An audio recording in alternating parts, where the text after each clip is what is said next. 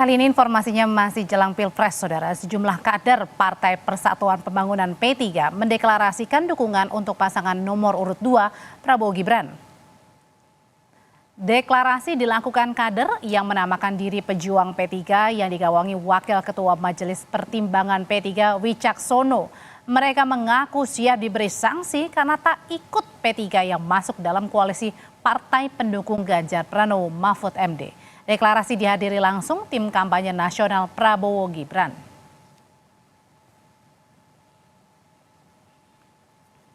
Kami masih yakin bahwa kami masih di P3, tapi sekali lagi kami menerima segala sanksi untuk hal ini. Jadi kami terbuka, jadi hari ini yang deklarasi tidak cuma kami, tapi ada caleg-caleg dari seluruh Indonesia juga yang sudah deklarasi juga hari ini.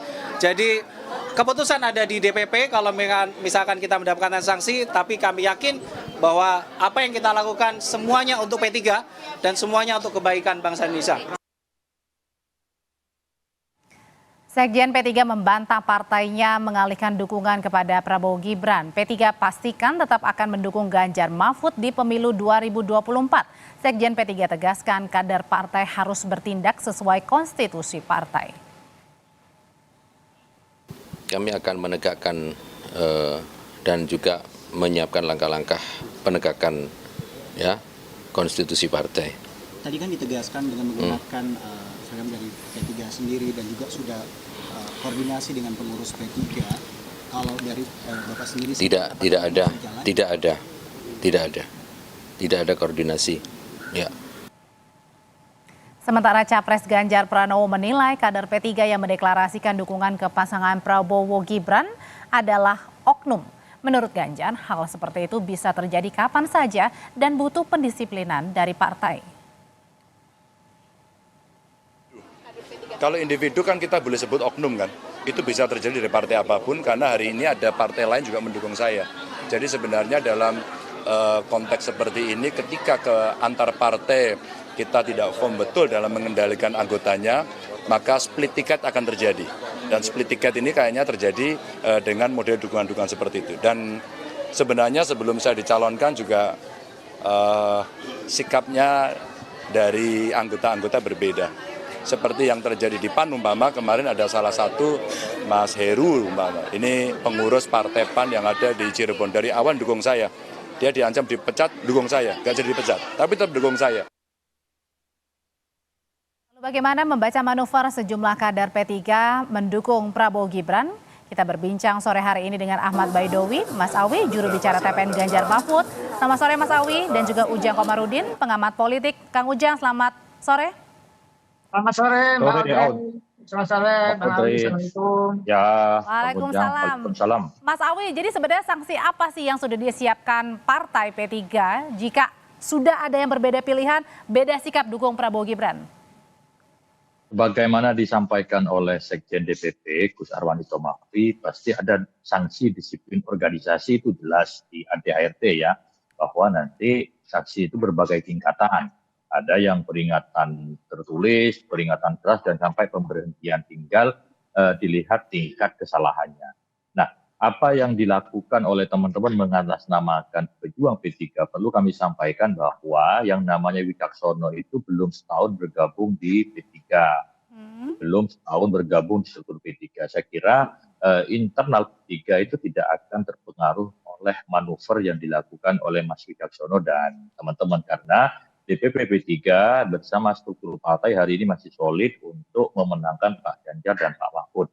Nah, terbukti dari sejumlah CD lembaga survei menyebutkan bahwa tingkat soliditas P3 mendukung Ganjar Mahfud itu semakin kuat, sudah mendekati bahkan melebihi angka 50%. Tapi sekarang menjadi pertanyaan Mas Awi, ini ada sejumlah kader yang mendukung, ini sebenarnya manuver pribadi atau gimana? Ya pribadi kan itu tidak, namanya bukan DPP P3, tapi pejuang P3 yang itu tidak ada dalam ADART. Organisasi di P3 itu nggak ada yang namanya pejuang P3, yang ada DPP, DPW, dan DPC P3. Di luar itu ya nggak dikenal di ADART P3. Oke, kalau Kang Ujang melihatnya ini manuver yang dilakukan sejumlah kader pejuang P3 ini yang mendukung Prabowo Gibran ini merugikan nggak buat Ganjar Mahfud? pertama saya harus katakan dulu ya, kalau dalam berpartai itu harus dibangun sebuah loyalitas dimanapun agar tidak terjadi pembelotan-pembelotan di tengah jalan begitu. Karena berorganisasi dimanapun termasuk terlebih-lebih di partai sebagai kawah canda di muka kepemimpinan bangsa, maka loyalitas harus dibangun. Nah, apakah berpengaruh atau tidak tergantung dari sosok individunya itu. Apakah individu tersebut ya berpengaruh atau tidak gitu dalam konteks dia sebagai tokoh yang hebat atau tidak, yang pertama. Yang kedua, apakah memiliki basis massa yang luar biasa atau tidak. Itu menjadi ukuran juga. Tapi kalau seorang individu tersebut itu, mohon maaf ya, tokoh yang biasa saja gitu. Lalu di lingkaran elit P3 juga misalkan tidak terlalu disukai, misalkan juga tidak memiliki basis massa yang jelas di P3, itu juga tidak akan terlalu berpengaruh. Tetapi Tapi kan memang membawa embel-embel P3-nya dan pengaruhnya terkait dengan pencitraan bahwa dianggap P3 tidak solid gitu loh. Dianggap P3 pecah, kan ini yang tidak bagus dalam konteks pemberitaan. Ini yang harus dikonter tentu oleh para petinggi P3 agar sejatinya bahwa ya tadi bahwa itu adalah oknum, bahwa itu adalah individu yang memang mungkin berjuang untuk kepentingan pribadi dan kelompoknya mungkin saja. Karena secara institusi kepartean kelihatannya di Bang Awi katakan bahwa P3 masih bersama Ganjar dan Pak Mahfud MD. kalau gitu gimana cara Mas Awi untuk mengembalikan citra nih agar P3 tetap firm dukungnya paslon nomor 3, bukan 2? Harus saja kita melakukan rapat koordinasi nasional secara virtual itu untuk memastikan bahwa dukungan P3 kepada Ganjar Mahfud tidak pernah berubah sejengkal pun. Yang berikutnya, caleg-caleg di bawah terus bekerja selain mengkampanyekan dirinya dan P3 juga mengkampanyekan pasangan Pak Ganjar dan Pak Mahfud MD. Karena kami ingin merebut hati rakyat, bukan merebut hati elit di Jakarta.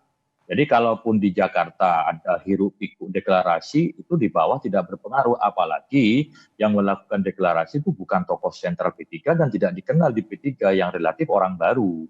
Yang kita tahu namanya orang baru tidak memiliki akar yang kuat di P3. Ya kami anggap itu ya oknum lah. Saya nggak tahu kenapa bisa seperti itu. Mungkin ada hal-hal yang keinginan-keinginan yang tidak tercapai. Tapi sekali lagi, kalau di P3 itu memperhatikan tingkat perjuangan dari setiap kader. Tidak bisa kader baru tiba-tiba ingin jadi menteri, tiba-tiba kader baru ingin jadi one team press. Jadi dipecat itu Mas Awi, sanksi terberatnya? Ya nanti kita lihat apakah dia, kemarin kan dia menyatakan sudah berkoordinasi dengan DPP dan Ketua Majelis Pertimbangan Gus Romi, tapi ternyata itu semuanya tidak ada memberikan izin gitu. Jadi konsekuensinya apalagi teman-teman itu sudah siap dengan segala konsekuensi. Nah, dalam organisasi setiap ada indisipliner terhadap organisasi tentu juga siap dengan segala risikonya, termasuk tadi sanksi organisasi gitu. Sanksi organisasi yang paling beratnya adalah pemecatan. Ya pasti dimanapun yang namanya sanksi paling berat itu ya pemecatan. Oke, Kang Ujang, kalau kayak gitu berdampak besar nggak sih terhadap perbedaan sikap dari sejumlah kader P3 ini? Karena kan membawanya tadi ya kembali lagi bawa nama P3-nya nih partainya. Ya, P3 sudah banyak mengalami perjalanan panjang ya dalam konteks dinamisasi internal kepartean. Nah, ini mungkin mengganggu karena menjelang pemilihan ya di 14 Februari nanti. Waktu semakin dekat, maka sejatinya harus membangun konsolidasi yang kuat begitu. Tapi ada oknum memang kelihatannya ya mungkin ya ingin memecah belah P3 kelihatannya. Kita tahu bahwa P3 partai yang memiliki sejarah panjang ya di Republik ini yang tentu harus dijaga eksistensinya itu. Nah, oknumnya ini dari internal apa eksternal kalau dugaannya Kang Ujang? Bisa jadi ada oknum yang memang berkolaborasi ya dengan pihak eksternal untuk memecah belah P3 untuk tadi ya agar P3 ya lemah, agar P3 tidak solid, agar P3 tidak artinya terpecah. Nah, ini yang sesungguhnya harus cepat-cepat diselesaikan. Karena salah satu fungsi dari partai politik itu kan manajemen konflik. Jadi pasti di partai politik pasti akan ada konflik. Tapi bagaimana manajemennya, bagaimana menyelesaikannya, itulah yang saat ini harus ditunggu oleh P3 untuk menyelesaikan persoalan kader yang membela tersebut. Tetapi saya melihat gitu ya, pasti partai yang punya kekuatan besar, artinya partai yang berpengalaman itu sudah tahu langkah apa yang akan dilakukan. Tentu menghitung secara kalkulatif terkait dengan persoalan-persoalan sosiologis, psikologis maupun anggaran dasar partai. Tetapi saya melihatnya ya, tadi Oke. saya katakan di awal, karena tokohnya juga tadi Bang Awi katakan bukan tokoh sentral, ya saya sih mengatakan ya dampaknya tidak akan terlalu besar. Tetapi tadi dampak pencitraannya yang merugikan P3. Oke, kalau gitu dari Mas Awi sendiri sebenarnya teman-teman dari DPP melihatnya benarkah ini ada oknum yang sengaja mungkin bukan hanya menggoyang P3 tapi juga menggoyang kesolidan pencapresan atau dukungan untuk Mas Ganjar dan juga Pak Mahfud? Jadi begini, Mas Wicaksono bergabung di P3 belum setahun dan belum terbukti pemilu membantu P3. Jadi teman-teman di bawah itu nggak pernah risau sama sekali. Kecuali misalkan nih yang Masalahnya pindah dihadirin itu adalah TPN 02 juga tuh Mas deklarasinya. ya kan TPN bukan urusan kami. Urusan kami kan TKN yang hadir. Urusan kami itu kan TPN, Tim Pemenangan Nasional Ganjar Mahfud, bukan TKN. Nah, Oke. soal kemudian siapa yang mendeklarasikan, ya orang yang kayak Wicaksono itu kan belum pernah terbukti menyumbang suara kepada P3. Karena baru bergabung aja setahun yang lalu. Pemilunya masih 2024. Jadi kemudian dalam rapat koordinasi nasional barusan secara virtual, ya sudahlah itu oknum-oknum begitu nggak usah dihiraukan. Ya biasa saja yang begitu cari perhatian, tapi struktur partai dari pusat sampai bawah tetap solid bersama Ganjar Mahfud. Itu yang terpenting. Dan tidak terganggu juga citranya ya untuk P3 sendiri ya. Ya sama sekali tidak terganggu karena dengan bantuan teman-teman media termasuk Kompas TV ini meluruskan apa yang sebenarnya menjadi keputusan politik dari DPP P3. Oke, pertanyaan terakhir buat Kang Ujang. Kang Ujang, apa buat antisipasi juga bukan hanya P3 nih, sejumlah parpol lain yang mendukung kalau misalnya kadernya ini kemudian membelot di tengah-tengah?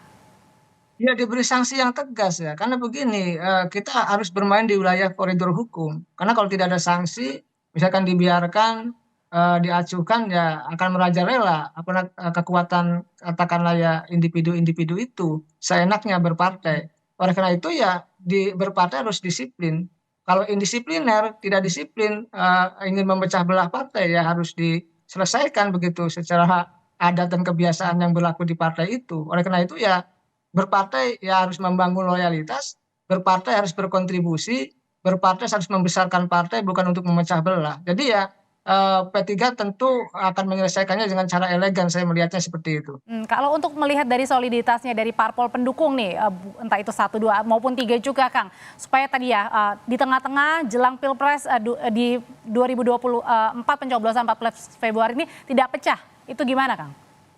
Ya agak sulit ya, karena pasti ada skema-skema tertentu yang mungkin melibatkan pihak lain untuk memecah belah di internal seolah-olah pecah, maka ada misalkan disiapkan orang yang ingin membelot. Itu biasa, itu terjadi kan dulu kita tahu setiap pemilu Golkar terjadi. Nah, PDIP kan kemarin juga terjadi, misalkan Budiman ya kan menyeberang, dan itu hal menurut saya yang harus diantisipasi, jangan seperti itu karena gini, berpartai ya tentu membangun loyalitas yang kuat ya secara ideologi karena bagaimanapun kalau tidak punya prinsip, tidak punya loyalitas ya kasihan partainya. Sedangkan partai kita bangun bersama untuk tadi menghasilkan pemimpin-pemimpin yang hebat di masa depan begitu. Nah, Mas Awi, kalau dari tim TKN sendiri sudah ada yang nanya belum nih kesolidan P3 dengan tadi deklarasinya Mas Wicaksono? Ya barusan kita rapat koordinasi di TPN dan direktorat termasuk kami kan di grup TPS tetap aktif dan besok kami akan menggelar pertemuan nasional konsolidasi TPN dan Mahfud. Jadi hal-hal seperti itu sudah kita sampaikan bahwa itu oknum dan mereka juga tahu siapa figur-figur yang main-main di sana. Kalau hanya sekedar mendatangkan 300 orang itu kan mudah hari ini. Karena perusahaan konveksi yang bisa memproduksi kaos P3 itu kan banyak. Jadi tidak perlu dihiraukan terlalu jauh. Apalagi orang yang baru yang kita curigai sengaja dipasang untuk merongrong soliditas internal P3. Gitu. Oke, baik. Terima kasih Mas Awi, terima kasih Kang Ujang. Sehat selalu semuanya. Kita ketemu lagi di Terima kasih. Sama-sama Mbak Audrey, Bang Awi.